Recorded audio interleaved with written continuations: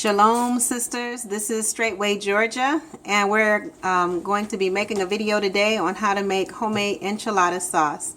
Chandray is our enchilada sauce maker, so I have her here, and Mariah is assisting, and we're just going to show you the process. This is the recipe right here, so you can copy it down, and we have all of our ingredients here as well.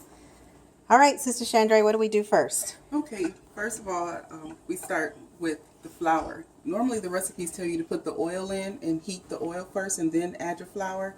But I like to add the flour first and add my spices into that and heat the oil, the spices up until it's like aromatic in the flour, and then I add my oil. So Mariah, you want to go ahead and pour the flour in? Yes. And what are we putting our temperature on? You can put your temperature on between like 8, high and 8. I like to, until your flour is like kind of hot and warm and toasted. Make sure you, here's all my spices. Tell me what spices you have in there. I have pink salt, chili powder, ground cumin, garlic, and onion powder. The recipe, for what we're making, I tripled the recipe, but this is a single recipe. So, And we tripled the recipe because why? because we have, we're going to add it to our beans, and we use probably like 6 cups of beans. And then plus we'll have leftovers. You don't necessarily have to add all of it to your refried beans, but you'll have leftovers and you can use it for another meal or so. So we are using this enchilada sauce for refried beans, and we cook for a pretty large community here in Georgia. So she said she tripled the recipe. So for those of you that are making this at home, you may just be able to make a single batch. And so the recipe is written for a single batch. So what I do is I just stir it around with the whisk until the pot heats up, and then I smell my spices. You want to keep stirring because you don't want it to burn. So what should you smell? What should the spices smell like when they heat up and you know it's ready? It'll be really aromatic. It'll be so like a nice smell, pretty much. It will not smell burnt. Right, that's correct. Okay. No burnt smell. So that's why you just continually whisk it. You use a whisk so you can make sure everything gets stirred up really well. And you just fill the side of your pan a little bit, and you'll feel your heat coming up. Have you done this before without a whisk? No, I haven't. I always use a whisk because I always like to make sure that everything gets mixed up evenly. Okay, so the whisk will help to make sure that the flour and the spices are distributed evenly, and that everything heats evenly. If you don't have a whisk, you can go literally to Dollar Tree or to the dollar store, wherever, Dollar General. You can get one. They don't cost a lot at all, but it really is worth the money. So she's actually smelling the spices while she's stirring, just to make sure that it doesn't burn. And when you're stirring, you shouldn't feel your spices and your flour sticking to the pot. If it's sticking to the pot, then what does that mean? You have it up too high, or you're not stirring it. You have to continually stir it. Right. So this isn't something that you put on and you just walk away from the stove and then you just come back and check on it, right? That's correct. So this process really causes you to be sober. And you will see your color kind of change a little bit too as it heats up more. And then you can go ahead. The next ingredient that you add is the oil.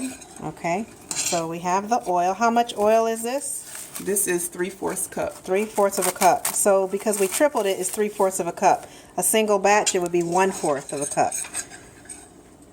And just pour it in. And you stir, whisk it around until all of your oil, and all of your spices are covered. I'm sorry. No, I'm sorry, I interrupted. And when you pour your oil in, I can say that you really smell the spices. The flavor and the smell of the spices really come out when you add the oil. Then you can turn it down a little bit to maybe medium or so, because you see it'll bubble. And as you're stirring, whisking it, and you're cooking it, it'll help to like cook the flour taste out also. Right. The worst thing is when you're making a sauce and you can taste the raw flour in the sauce. So it's very important to make sure that you mix it well, you thoroughly cook it so you cook out that raw flour taste.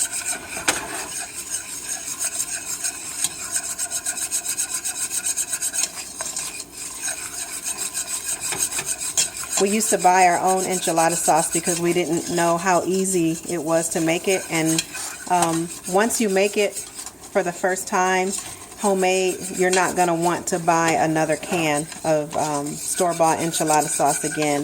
The flavor is just so much better than what you can buy in the store. And there's so many ingredients in the can, you know, so many things that you don't even know what you're looking at when you're looking at ingredients. We actually read the labels when we're shopping.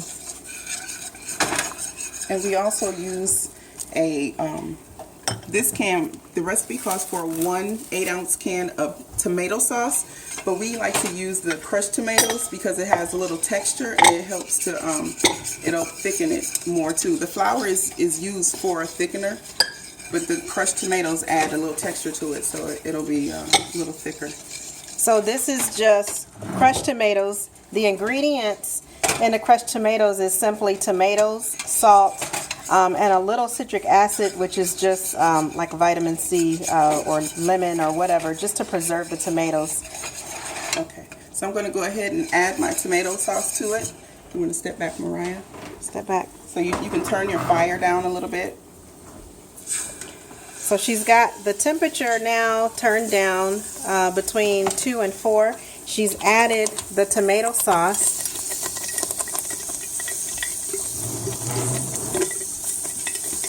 Get back. Get back, Mom. And you want to continue to whisk. Whisk right away because it's going to start popping when you add that liquid because you're adding liquid to oil. So just so you're not alarmed, you know, once it starts to cook and pop.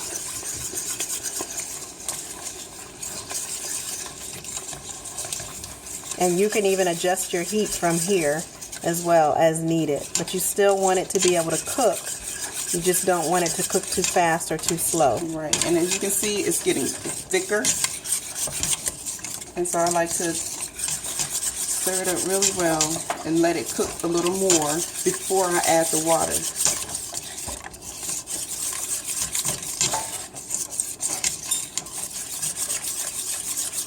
And I did add pepper to this, but usually the recipes, I found a basic recipe, but I kind of just change it up to the way that I want it to be. Because enchilada sauce really doesn't have a flavor, but so I like to make it flavorful because when we add it to the beans, you don't have to really season the beans that much.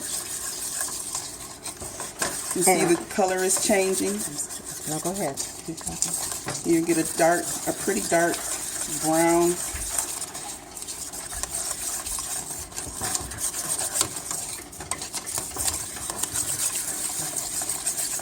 And you can feel it thicken up even more as you whisk.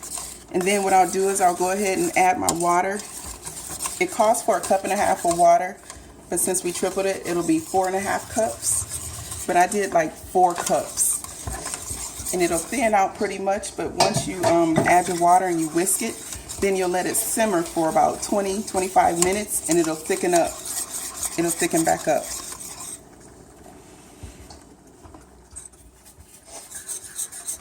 So she's adding the water and she's kind of slowly adding it while she mixes. This is really the proper way to mix your ingredients in. Because if you add all the water at once, you're going to have a big puddle of water and it's really going to be hard to incorporate all at once. So it's very wise to just add it a little bit at a time. And then that way you get the consistency that you want.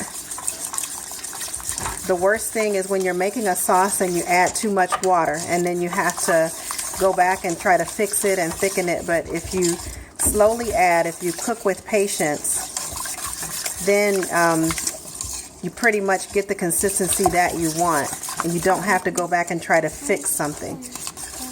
and you don't necessarily have to re-season totally. So if I taste it and I feel like it needs something else, then I'll add a little bit, but I won't have to add as much as if I had added all the water at one time.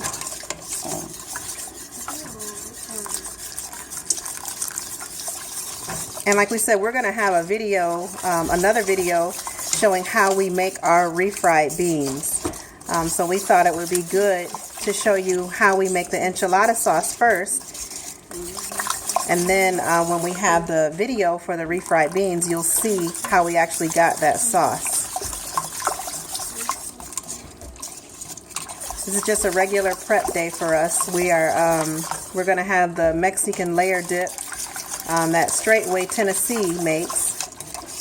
So I know that there's a video out there on Straightway Help Meats on how they put their Mexican layer dip together. So we won't do that. We will show you how we make our beans. I saw in the comments somebody requested a video on how to make the refried beans. So even though you see that it has watered down greatly, but once you simmer it, it'll thicken back up. Because usually when I triple it, it makes about a half a pot. So I'm almost at a half a pot. So why do we simmer? It'll help it for the seasons to cook in even more, and then it'll also thicken it back up. Right. And the thickening happens because the water pretty much evaporates from the sauce, and this is what chefs call like a reduction, how it'll reduce. So the water will cook out of it, but you'll be left with the flavor.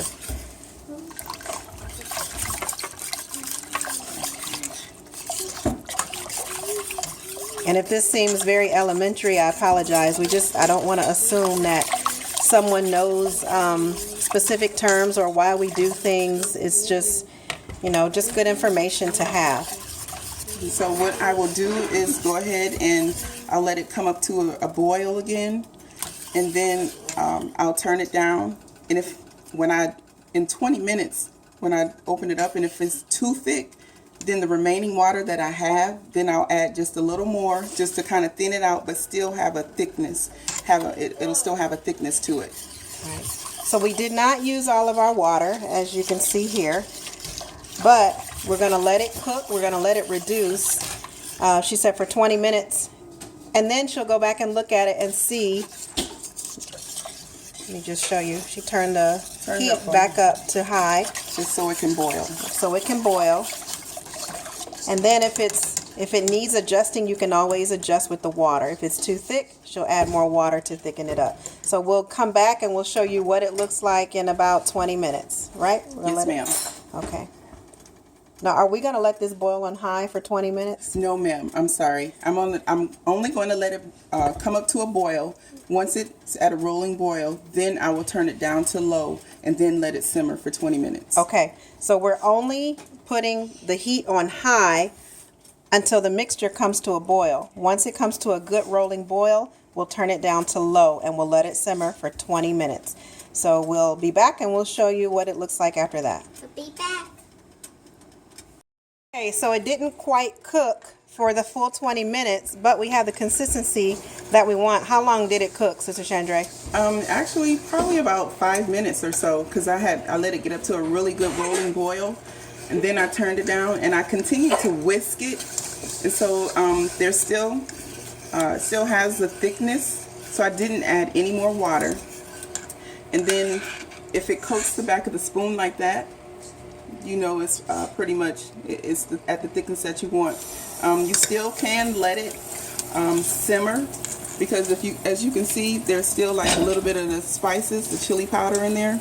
So that would be one reason why you would want it to simmer, is so the spices can go ahead and absorb it and dissolve really well. So, but this is what it looks like after 5 minutes. So, and I did not add any more water, and I probably won't add any more water. But I'll just go ahead and let it simmer for 15 more minutes. It tastes pretty good. I may add just a tad more salt, and I may add cayenne pepper to it just to give it just a little kick. And after that, it'll be finished.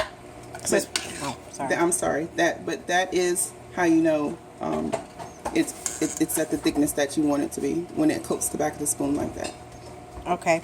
So you can pretty much make this to your liking. You know, if you want it spicy, like she said, you can add cayenne pepper. If you think it needs a little more salt, you can add it. You can, you know, keep the salt out, whatever you want. You can, it's your sauce. So this is why it's best to make it at home than to buy it from the store. You know exactly what goes into it.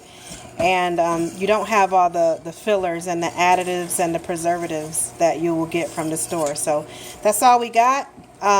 Stay tuned, and we're going to make another video for our refried beans. Bless you, saints, and happy prep day. Hope you all enjoy your Shabbat tomorrow. Bless you. Shalom. Shalom.